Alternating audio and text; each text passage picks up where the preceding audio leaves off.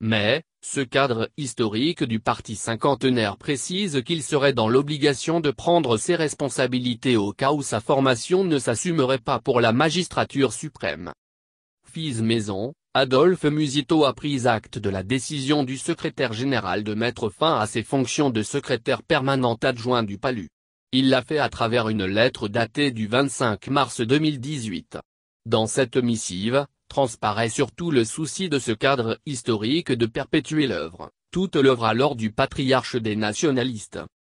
Aussi, fait-il sienne les déclarations maintes fois renouvelées d'Antoine Gizenga, selon lesquelles le PALU présentera ses candidats à tous les niveaux aux prochaines élections.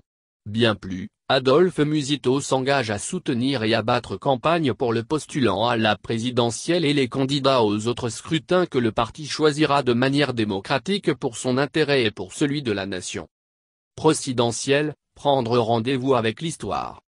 Comme pour prendre date, l'initiateur de l'Université populaire précise, dans le cas contraire, précisément pour la candidature du parti à la présidentielle, je serai dans l'obligation de prendre mes responsabilités.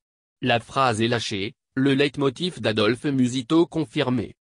Voilà 3 ans que ce pur produit du PALU se distingue par une contribution à l'avènement d'un vrai débat démocratique sur fond d'offres politiques. Des tribunes d'une haute facture intellectuelle, assorties d'une autocritique à la fois cathartique et porteuse de jalons pour l'avenir. Un cadre d'expression façon dialogue vertical dénommé Université populaire. On est là dans les fondamentaux civiques d'un parti politique. Défi de cohésion nationale hier comme aujourd'hui. Ce n'est pas tout.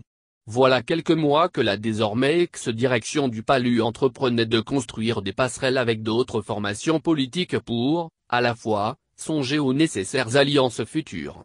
Question de créer les conditions de consolidation de l'unité et de la cohésion nationale. Une quête permanente pour Antoine Gizenga. Pour ne pas remonter jusqu'au déluge, en 2006 par exemple, le patriarche a souscrit à l'alchimie en /PALU/UDEMO au nom de l'unité nationale. Au détour d'un paragraphe, Adolphe Musito le rappelle avec beaucoup d'à-propos dans sa lettre. En 1960, en 2006 et en 2011, l'objectif de l'unité et de la cohésion du pays a toujours guidé votre action politique, à chaque fois qu'il fallait tisser des alliances politiques ou mettre en place les institutions du pays. Aujourd'hui, notre parti et notre pays font face à ce même défi de paix et de cohésion.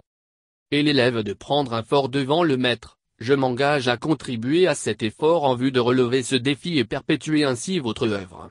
Ainsi soit-il.